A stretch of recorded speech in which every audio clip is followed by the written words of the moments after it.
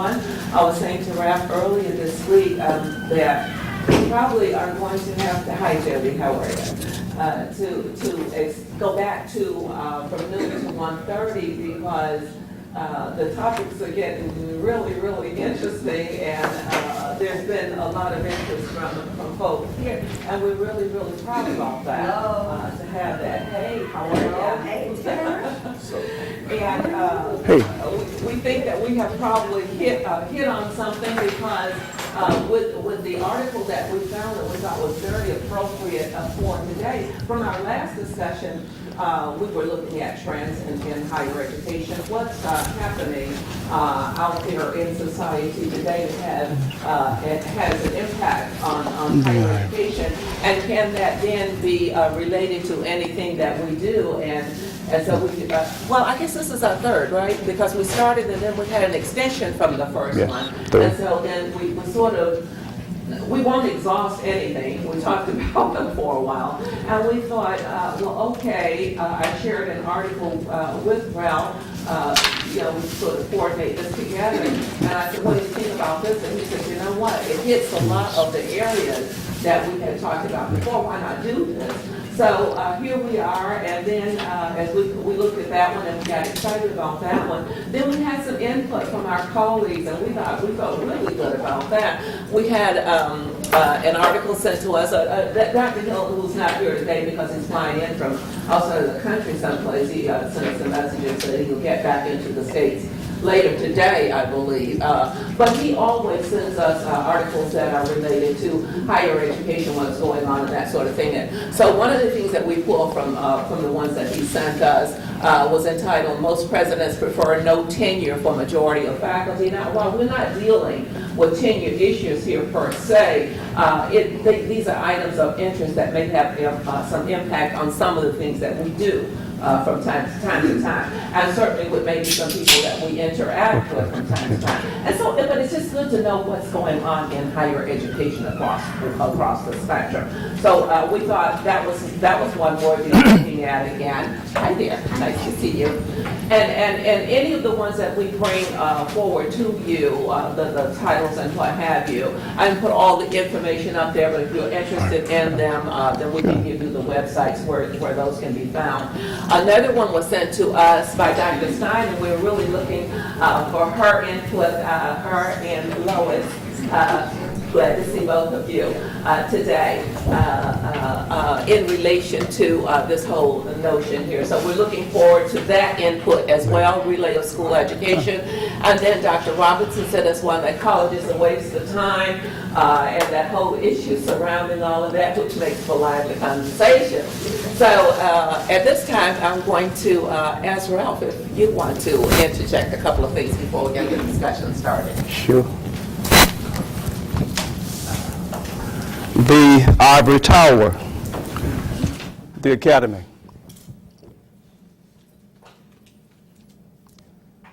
Just when you look at this article by William Deresiewicz, the title is Faculty Towers, the Crisis in Higher Education. And so the question becomes one of, is higher education in crisis? And if so, what factors are contributing to that crisis in higher education? When you look at this article by William Deresiewicz, it focuses on a variety of themes, a variety of particular issues. And although we have them listed in your flyer that you received, we're not going to proceed in any particular sequence. But what we want you to do is to think individually and collectively, is that as you look at this host of themes, these items we have listed here, that we have taken out of his article, we want you to focus for the next 30 or 40 minutes or so on what dominant factors that you feel are contributing to the crisis in higher education, if you feel that there is a crisis in higher education. So with that, we're going to begin. Delois and I will be back and forth, but again, we want you to take a look at these. And those that tends to reach out and grab you, we want to begin this discussion. Which of these particular factors that you feel are having the most impact are contributing to the crisis in higher education. So with that, we're going to begin our discussion. Feel free to speak as you will. Or you might feel that there's no crisis in higher education. We can deal with that too. Go ahead, Mike. I don't think there is. There's not a crisis in higher education. There's a crisis in some of the things that affect higher education, but there is no real crisis. Okay. But the issues that we should talk, I'd like to talk about, I'm not sure. Like the tenure versus contract. Okay. A little test. How many of us would have the courage right now to say that online education is bad if we really felt it here in the presence of others from the places? Would we have the courage? Have the courage to say it. Maybe we all have to put our heads down. I didn't have to, but he would text. Because I think there are issues in higher education that a lot of us are afraid to bring up. Such as? In previous decades, many of us were more likely to bring up within the academy. That's all. But you should give us an example, Mike. Don't leave us hanging. Teeny tiny example. Quality of courses being offered by departments other than your own. Those are issues that are commonly discussed in faculty curriculum committee meetings where professors are called to task to demonstrate how the course that they're offering measures up, if you would. And I think there is a reluctance to do that today. But that's just an example. Well, let me deal with that a little bit more. Is that when you look at what this article focuses on, which is what we have experienced and what we know as academics and people in general, is that many institutions, for various reasons, have been utilizing not full-time tenure-earning professors, but adjunct, part-time. And the article says that that is because of efficiency. So when you look at that, a tenure-earning or a full-time professor versus a part-time adjunct, what impact does it have on the quality? Up or down? What do you think? I think that when you have a problem along with if you're looking at how best to meet the needs of those who are accessing, and and it brings to mind using the technology, then would it require having full-time tenured professor when people can access these courses at any time rather than coming to campus? So maybe it's not a crisis as we see it now, but as technology becomes more prominent in terms of offering the courses and the time requirement for working with those courses would probably be less than face-to-face and less costly. I think that it certainly could develop into a crisis. Okay. Other comments? Regarding those two comments? All the issues from this article? Go ahead. You want to jump in first? No, go ahead. From where I'm sitting, in terms of ability and what instructors bring to their students, they were very capable adjuncts who have been adjuncts at other universities and full-time at other universities, and they engage their students. And there are full-time faculty that may have a different place to sit who may not engage their students. So from the point of view where the student is sitting, they want not to have any difference in the engagement that they have with their faculty. So I don't know. I agree with you. But just for the sake of argument, what do you think the average grade given by adjuncts in the Fishler School is versus the average grade given by professors in the second continuing contract? Do you think they're the same?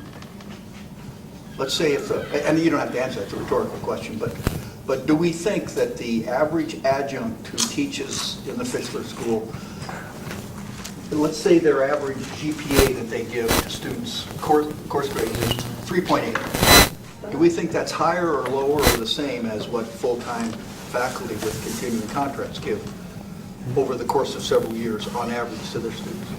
I think in this institution, just again, from where I'm sitting, I advise doctoral students and I see this well, I can't do this. Let me be It'd be interesting to find out.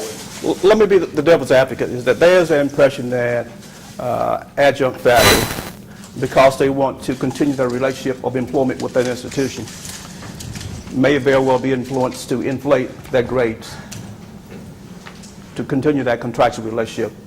But the same thing can be true of full-time faculty who want to keep their jobs and then not have someone come down on them and because we're chasing students Well, away keep because teaching we the get same low courses, grades. so they gotta keep those courses.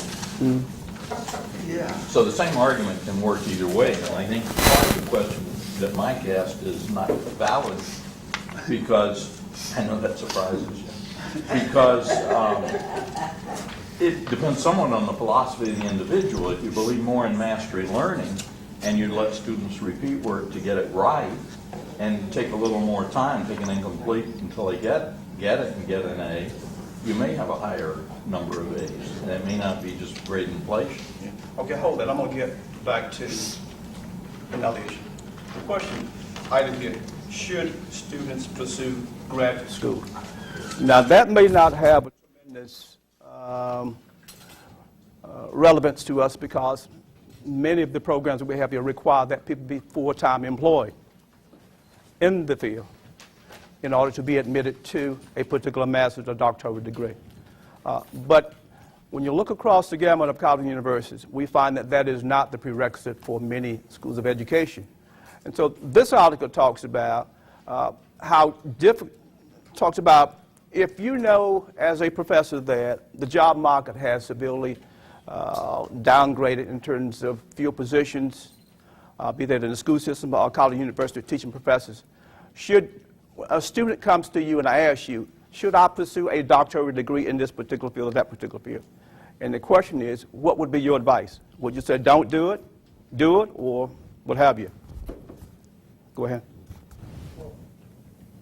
I would.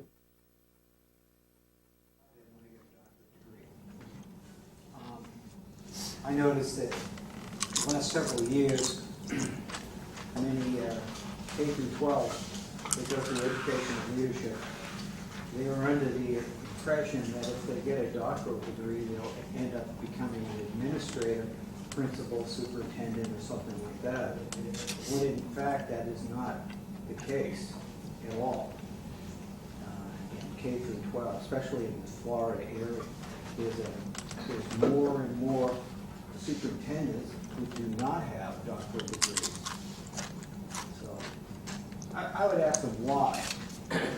If they think they're going to get a better job in the K through 12 system, I would at least talk to them about it. Isn't the acting superintendent Broward, doesn't he just have a bachelor's degree?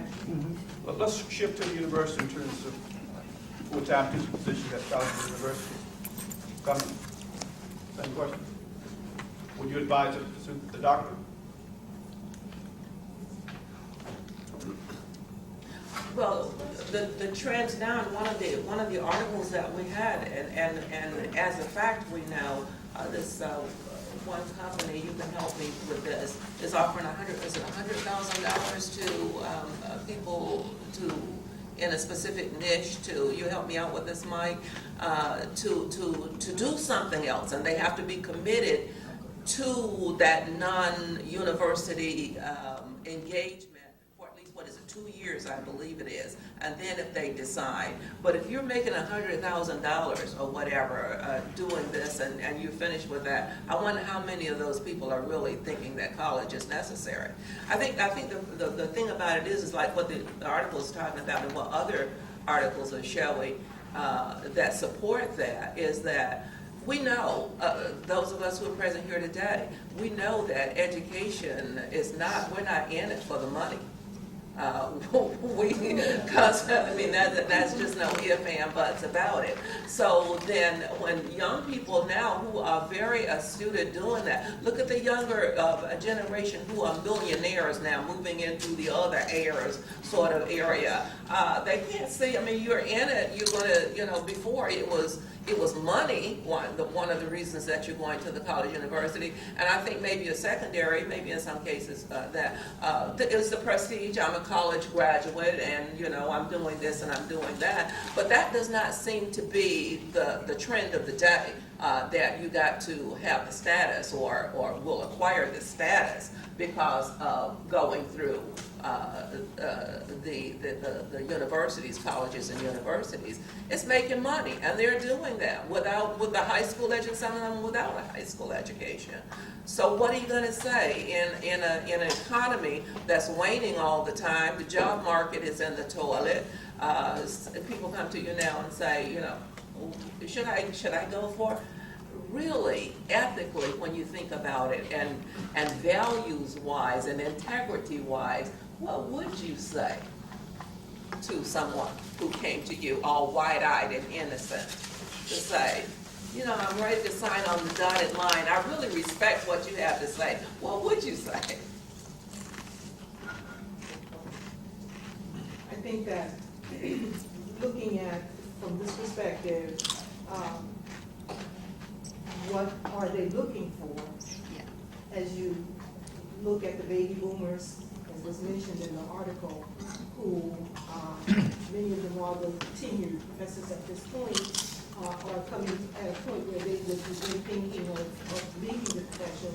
How do you fill that void? So there may be, because we're just beginning to see that, that window of retirees. And so there needs to be a group that's prepared to step into that. And I just feel that there will be a need at some point, a greater need. So yes, from that perspective, if the path they're wishing to follow leads to that, then yes, go. The devil's advocate again. Retirement is not mandatory. Many tenured professors are making substantial amounts of money. We have students teaching undergraduate courses. They're research assistants grading their papers. They don't intend to leave. Those that are fortunate enough to get a position, most likely will be non-tenure earning. Deal with that. Come in. Go ahead. Brought up some really good points. And the paper also did about the grading of the faculty, and how the faculty is really getting older and older. And the natural way of things, that they would retire somewhere around 65, and doing that, this is 67. But because of the economics, the economy, and the fact that many of them lost some of their retirement money to wherever they invest in everything, it's forced them to stay on a little bit longer than they had anticipated. So there's a ripple effect that comes from that. The young lions that are coming up have to wait just a little bit longer. And again, K through 12, the same thing. Principals were, they forecasted there was going to be a huge shortage of leaders and principals and directors. They're all getting ready to retire, but they didn't retire because of the economy and everything. So I think that's a good point about that. And one last point, when they do retire, there's a trend that they are replacing full-timers with adjuncts, just because it's cheaper, less overhead, etc. And they have a little bit more control over them, quite frankly. And so wherein us faculty members are focused on quality and standard, administration is looking at the budgetary conditions and circumstances. So we've got to keep the lights on and the building open, so forth and so on. That's a tremendous conflict going on there. I'm not sure who's going to win. Let me shift. Go ahead. I'm sorry, go ahead. Well, I don't want to talk too much, but these are really possible for many of us to imagine it's ever wrong to pursue more education. It doesn't matter about whatever finances are. Anytime a person feels inclined and has the ability and desire to pursue more education, that's always a good thing, in my opinion at least. I think Thomas Jefferson said something to the effect, just to be controversial, you can't have a democracy without an educated electorate. So one wonders the political background of those who are advocating the decline of education. You know, one could make an interesting controversial case where your personal academic freedom needs to be determined before you start making the case. If there are those in government who don't want an educated electorate because it's easier for them to accomplish what their political agenda might be. Now, those are the kind of discussions you have to have in higher education. And you have to have the confidence to say them and know that that's within your prerogative. And by the way, I just want to say one other thing, and I'm going to be quiet. Since you brought up the tenure thing, I wonder, what do we really have here? I know we don't have tenure. So I went and dug out my continuing contract. Good for you. And I went down to the HR people and asked them about it. And I've been around here for 13 years, so if you're on continuing contract, you get 5 years.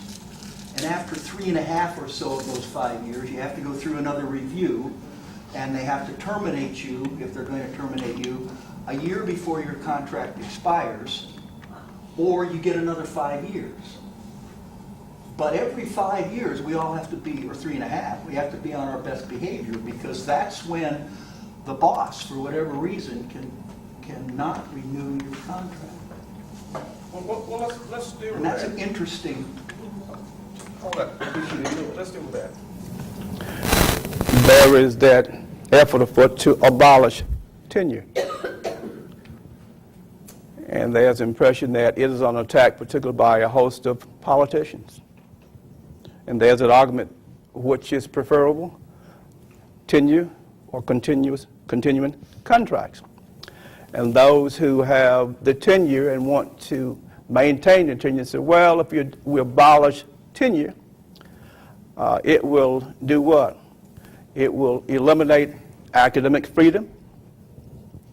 It will eliminate shared governance. What's your take on that?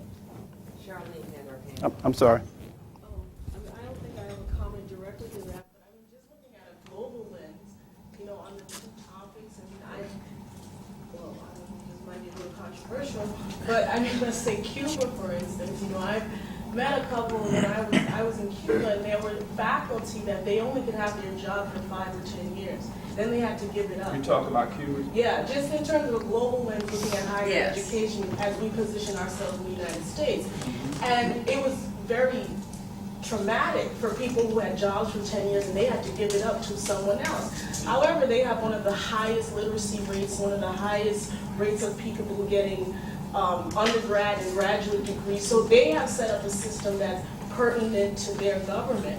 If we look at Haiti, where we do not have graduate schools, there's probably only 2 master's programs in the entire country. 1% of the nation are able to go to college. So, and then that system is set up for the demographics or the issues that they face, where it's to the advantage of those in charge not to educate the masses to that level. So we're in this quasi situation here in the United States in terms of what is the purpose of higher education. I mean, for me as an advisor, you know, for my first journey here at Fischler, it was like convincing these students, why should you get this doctorate in education and sustain it and work through it and pay, for some of them, more money than they will ever make. You know, in a given year, I mean, $150,000 they owe after 2 years in the doctorate program. But I mean, for me, you know, I think it's a process. You know, we have to train our young people the significance of going through these trainings to develop a discipline and a process of thinking. And in doing that, some of them will require certain skills that's needed in this country, and some of them will simply acquire a process to think. And then what do you do with that commodity? I have no idea, but you know, I just wanted to add that we have to look at a global context, one, and also what is the benefit here in this country of educating these masses of people for what purpose and what need. And different countries have figured out, I need this, and this is what I'm going to do. I need these people to be silent and not to have any power, and this is what I'm going to do. That's interesting. Very interesting. Well, I think some of that goes back to what Ron initially said as well. And I think there's a real social context that schools of higher education in general, really, my parents' generation believed everybody should go to college. And the schools, the K-12 schools, particularly high schools, adjusted their curricula to get everybody ready for college.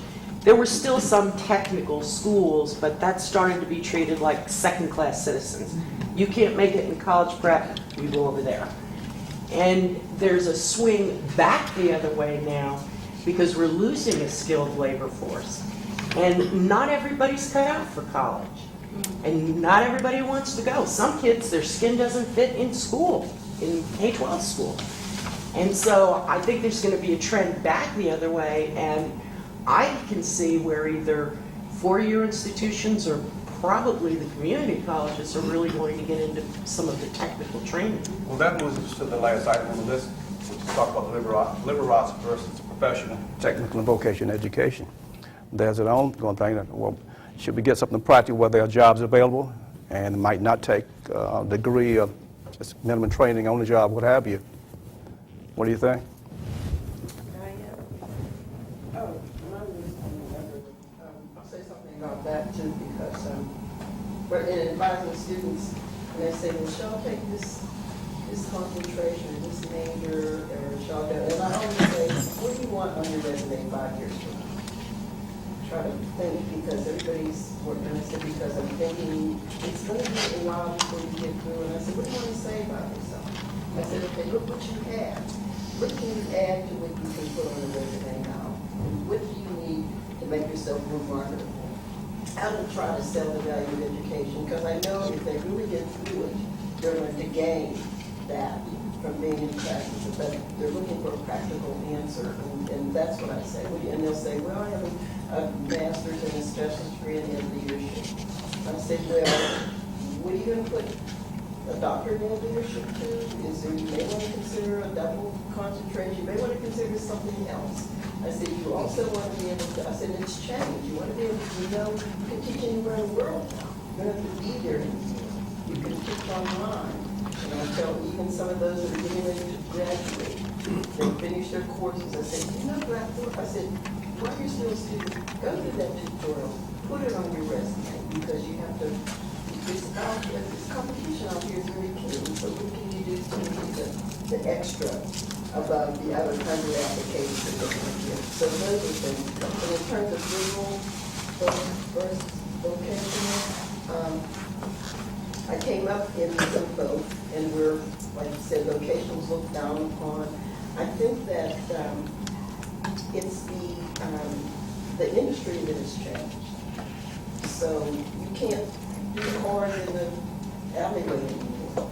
You have to know computers. You have to know how to do these things. So you can't just jump in anymore and not be educated. And some of the things that you, and fortunately, there are some opportunities that hadn't been in the past for minority students.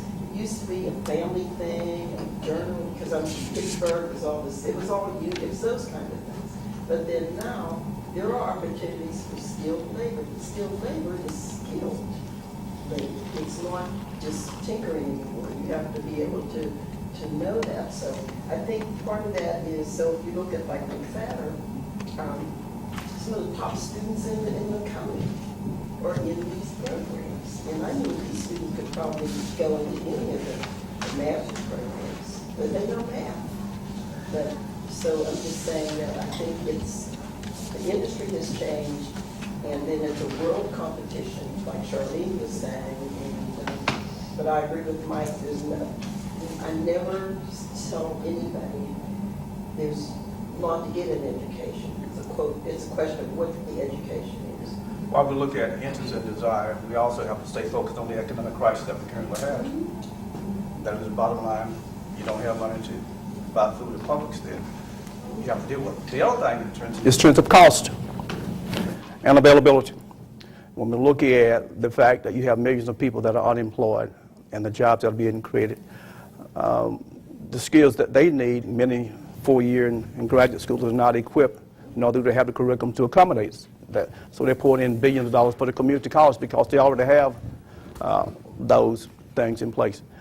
But let's get back to the funding. We know that if you pursue this degree, it's going to cost several thousands of dollars. If you don't have the money, you have to get a loan